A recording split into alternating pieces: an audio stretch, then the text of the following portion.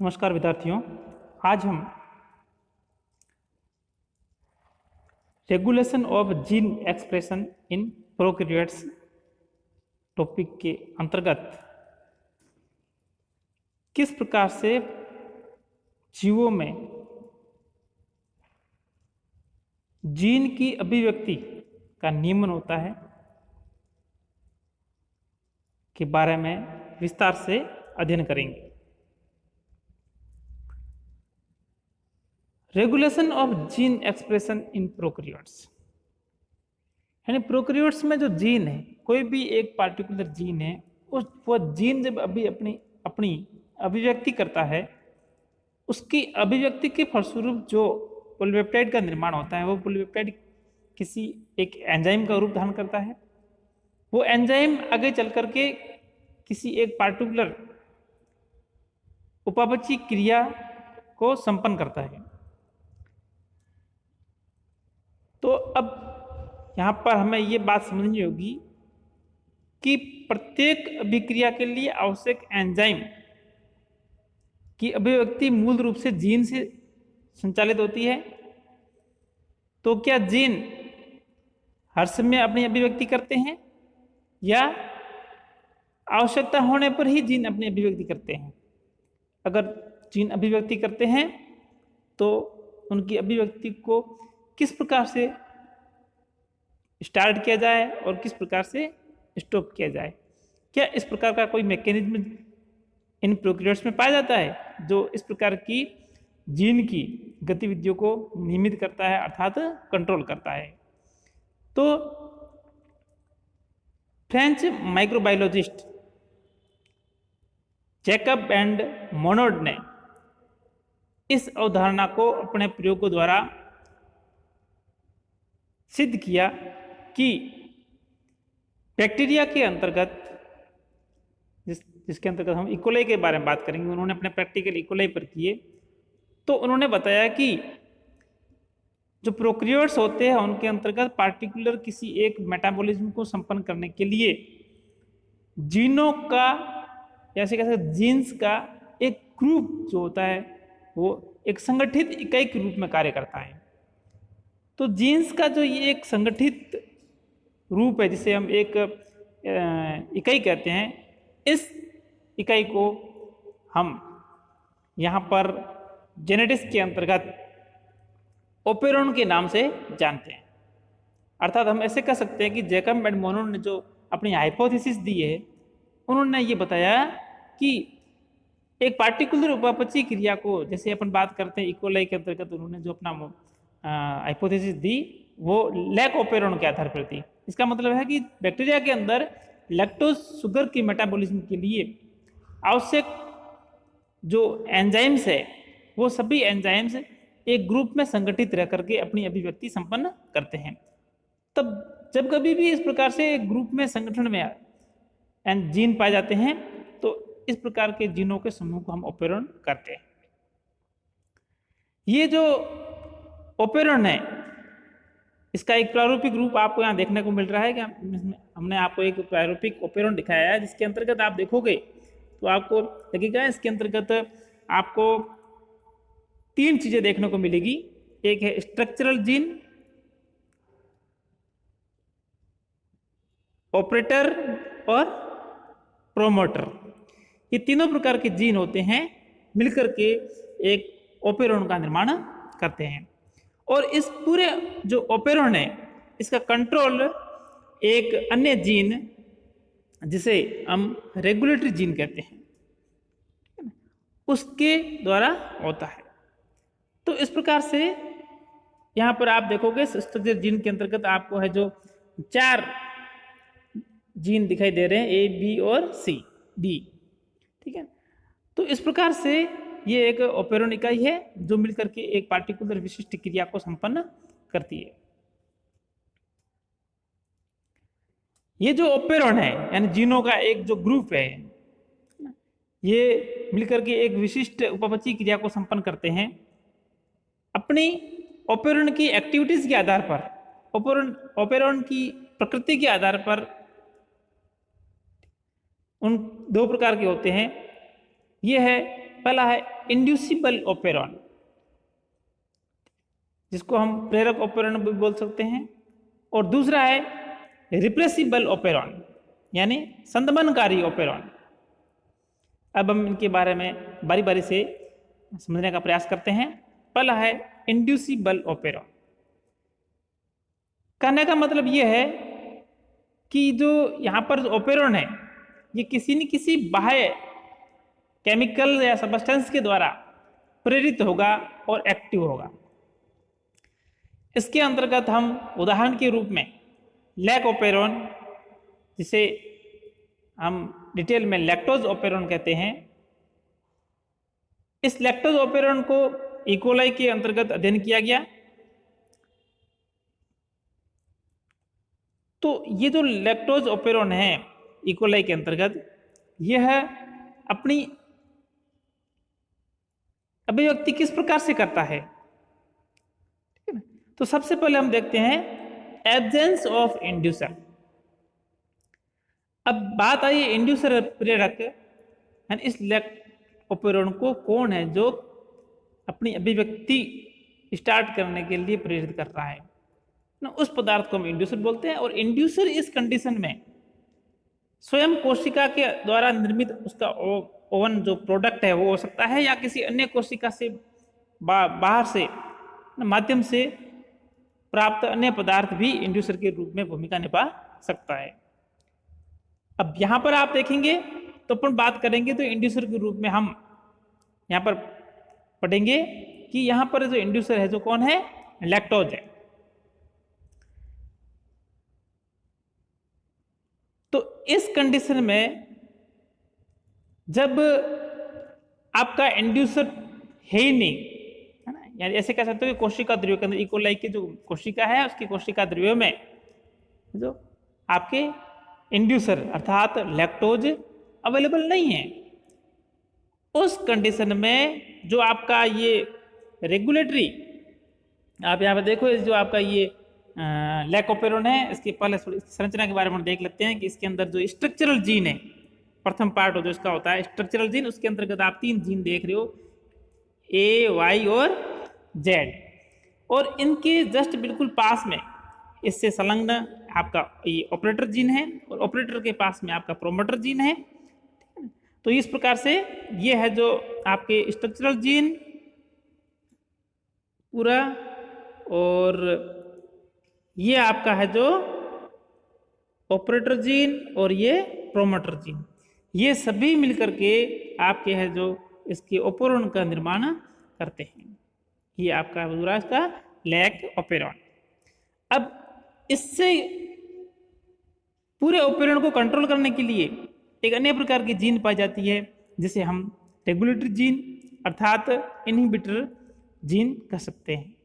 जैसे यहाँ पर आप देख रहे हो ये जो आई लिखा हुआ है, यहाँ आई का मतलब इंड्यूसर से नहीं है, यहाँ आई का मतलब है इनहिबिटर, यानी ये जो जीन है, ये जीन जब ट्रांसक्राइब होगी, एमआरएनए का निर्माण करेगी, उस एमआरएनए के फलस्वरूप जो पॉलीपेप्टाइड का निर्माण होगा ट्रांसलेशन के द्वारा, वो एक रिप्रेसर होगा, और यह रिप्रेसर जाकर के ऑपरेटर से बाइंड हो जाता है, जो आप देख रहे हो यहाँ पर, और ऑपरेटर से बाइंड होने पर स्ट्रक्चरल जीन की अभिव्यक्ति नहीं हो पाती है, अर्थात इन तीनों प्रकार के जीन से किसी भी प्रकार की पॉलीपेप्टाइड का निर्माण नहीं होता है, न ही आगे चलकर कोई एंजाइम का निर्माण होता है, जिसके फलस्वरूप ये ओपेरॉन अपना फंक्शन नहीं कर पाता है, अर्थात लैक्टोज का मेटाबॉलिज्म स्टार्ट नहीं होता है।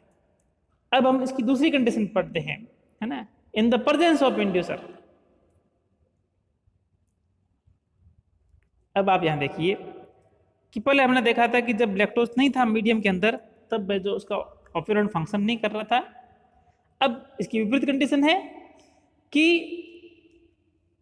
आप देख रहे हो कि यहाँ पर ये अपना वापस ये पूरा आपका स्ट्रक्चरल जीन है, ये ऑपरेटर है, ये प्रोमोटर है, और ये आपका इनहिबिटर जीन है, जिसको अपन रेगुलेटरी जीन कह सकते हैं, जो कि संपूर्ण ओपेरॉन को नियमित करता है।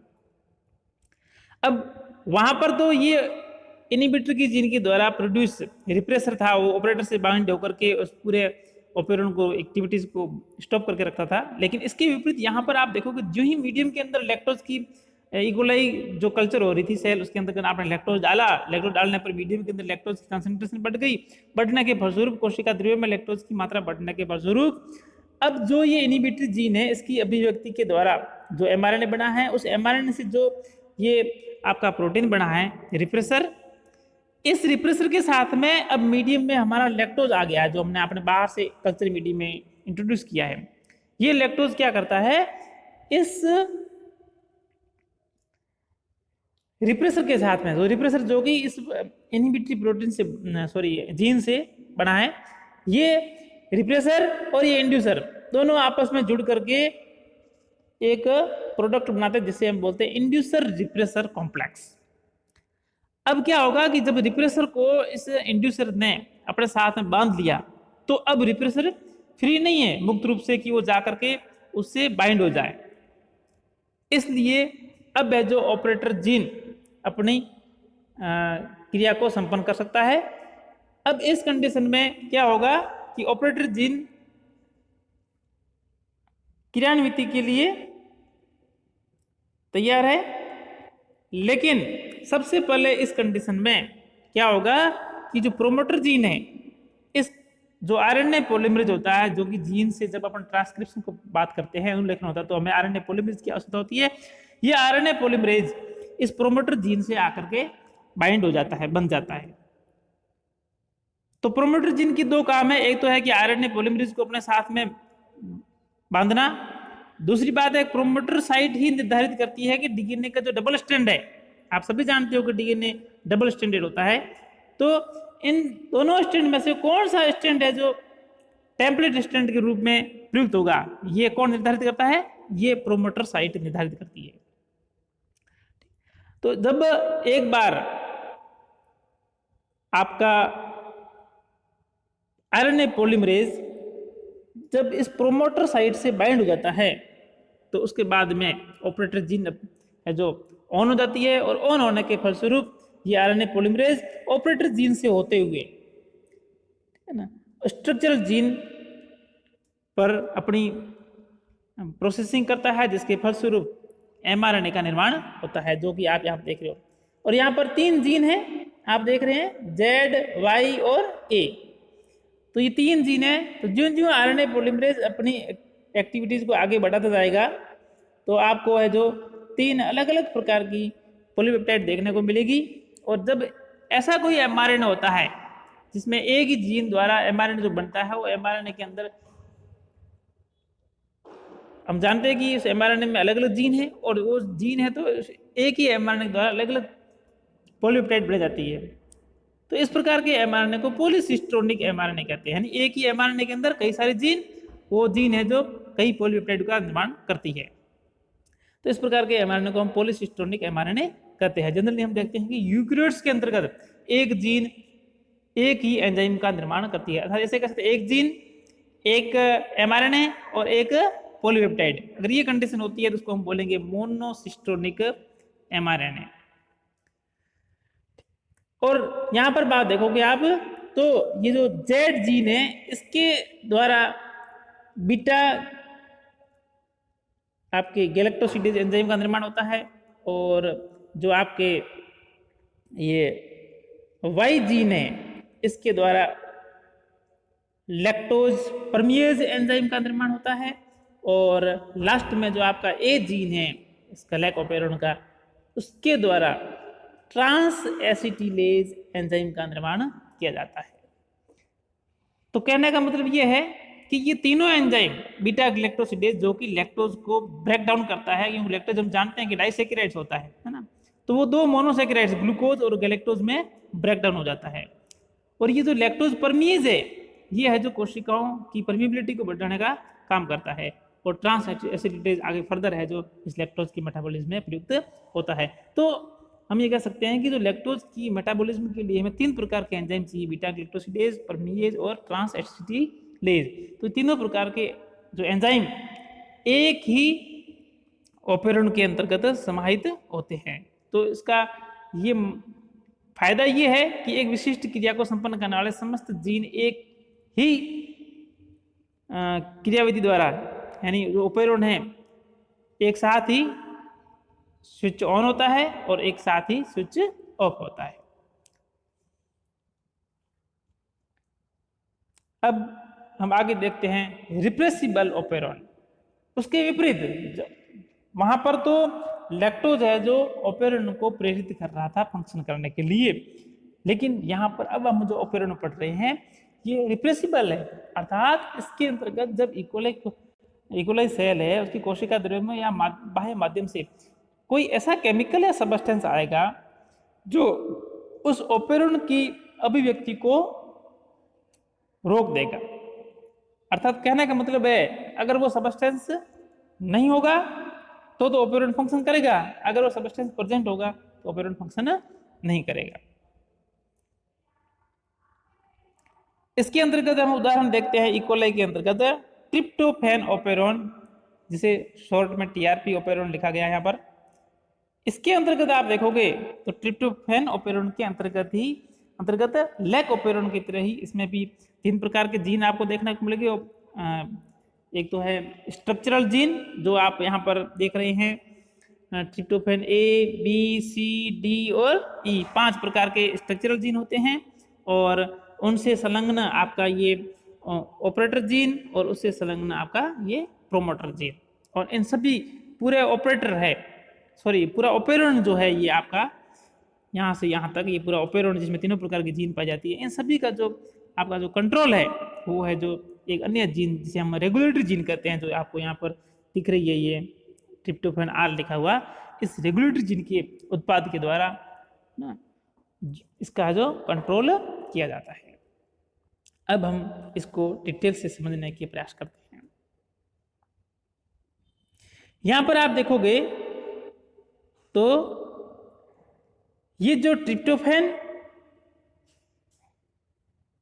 रेगुलेटरी जीन है इसके ट्रांसक्रिप्शन के फलस्वरूप निर्मित ये एमआरएनए जो है, इस एमआरएनए का जब ट्रांसलेशन होता है तो प्रोटीन बनती है।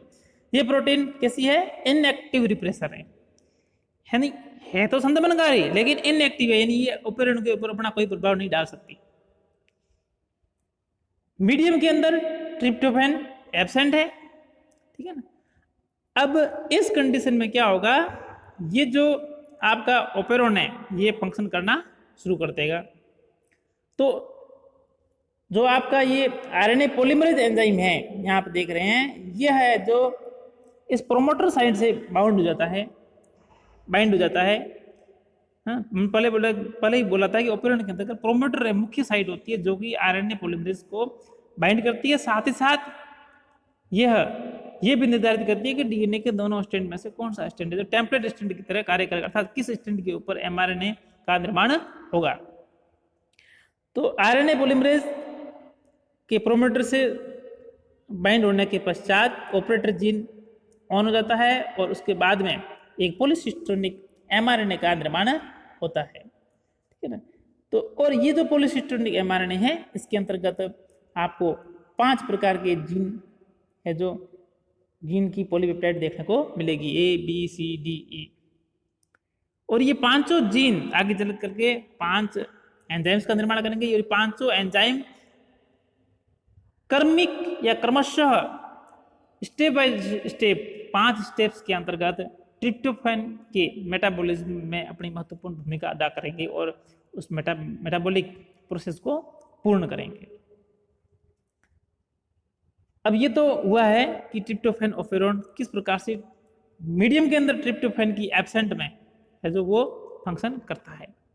अब हम आगे बढ़ते हैं। अगर ट्रिप्टोफैन मीडियम में एक्सेस हो जाए, अर्थात हम क्योंकि रिप्रेसिबल ओपेरोन के बारे में पढ़ रहे हैं, इसका मतलब ओपेरोन की अभिव्यक्ति किस प्रकार से रिप्रेस होगी, यानी बंद हो जाएगी। वो बंद तभी होगी जब मीडियम के अंदर कोई ऐसा केमिकल या सब्सटेंस है जो कि उस पार्टिकुलर ओपेरोन का है जो खुद का प्रोडक्ट है ना हो सकता है, या कोई बाहर से अन्य पदार्थ हो सकता है। वह पदार्थ है केमिकल सब्सटेंस जो कि ओपेरोन की अभिव्यक्ति को रोकता है, उसको हम यहाँ पर रिप्रेसर बोलेंगे। तो यहाँ पर आप देखोगे तो ट्रिप्टोफैन को रिप्रेसर की भूमिका में है, और जो इनहिबिटरी जीन था अपन ने जो पहले पढ़ा था, इनहिबिटरी जीन जो आर है उसके द्वारा एक एमआरएनए का निर्माण होगा। एमआरएनए है जो क्या बनाता है, एपो रिप्रेसर। अब यहाँ पर ये जो एपो रिप्रेसर है, ये है जो ट्रिप्टोफैन मीडियम में एक्सेस अमाउंट में है, इसलिए इसके साथ जुड़ जाएगा और जुड़ने के बाद में ये है जो एक्टिव कॉम्प्लेक्स हो जाएगा। ट्रिप्टोफैन उस एपो रिप्रेसर के साथ जुड़ने पर इसको बोलेंगे हम एपो रिप्रेसर को रिप्रेसर कॉम्प्लेक्स। और ये जो एपो रिप्रेसर को रिप्रेसर कॉम्प्लेक्स है, यह सीधा जाकर के आपके ऑपरेटर से जाकर के जुड़ जाएगा, जिसके फलस्वरूप ऑपरेटर जीन ऑन नहीं हो पाएगी और है जो आपकी ट्रांसक्रिप्शन की जो प्रक्रिया है वो रुक जाएगी। तो इस प्रकार से ये है जो एक आप ऐसे कह सकते हैं ये कि फीडबैक एनिमेशन है, ठीक है। एंड प्रोडक्ट है, एंड एक्टिविटी का एंड प्रोडक्ट ही इस अभिक्रिया को स्टॉप कर रहा है। तो इस प्रकार के ऑपेरॉन को हम रिप्रेसिबल ऑपेरॉन कहते हैं। थैंक्स।